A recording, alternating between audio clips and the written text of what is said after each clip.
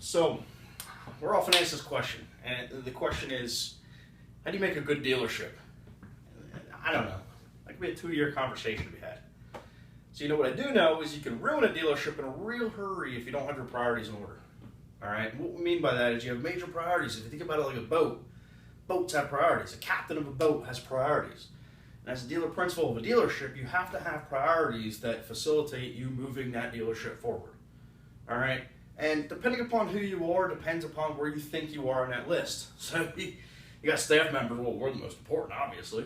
You know, you got the OEMs. The OEMs, they hate us for this, but they think they're the most important. The truth is, they're not.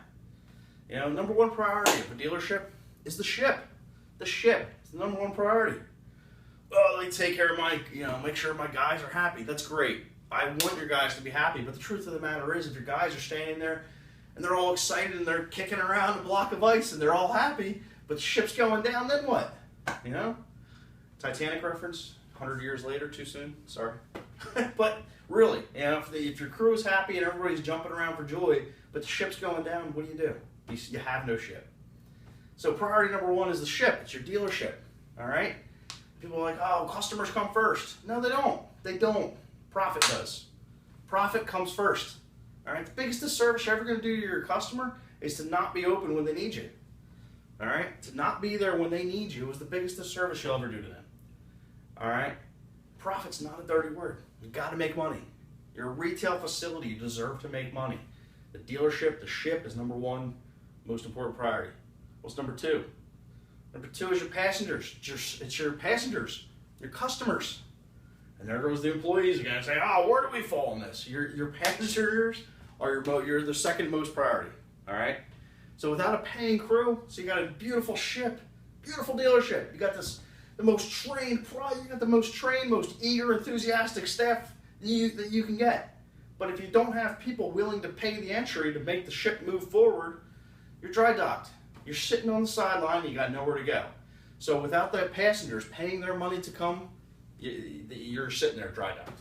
All right, so great, beautiful dealership, awesome trained staff, no paying customers, you got nowhere to go. So priority number two, your passengers, it's your customers. Priority three, here you go guys, is the employees. The employees are priority number three, all right?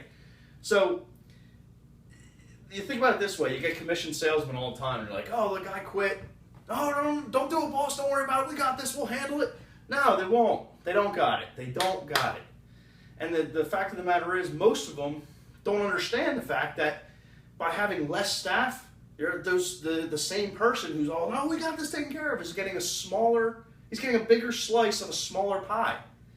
And instead of just saying, well, a dealership, the number one priority has to be fully staffed. You're not going to take off dock and go on an Alaskan tour without the adequate staff to do so. So why would you run your dealership that way?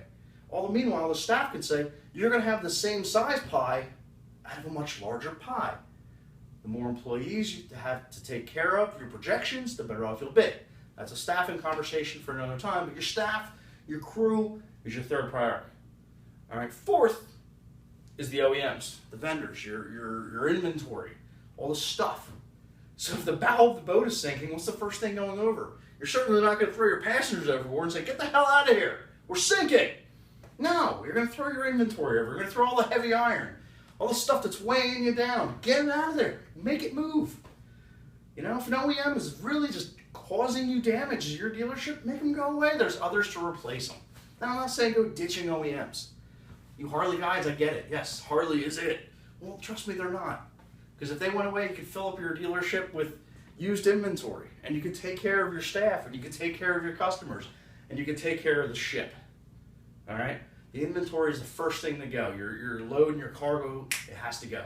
Again, the OEMs hate us for this because we're for the dealerships. I get it. But it's the first thing that has to go. All right? So again, how do you make it a good, profitable dealership? Again, very long conversation. Very short conversation. Your priorities are out of order. You can go out of business very, very quickly.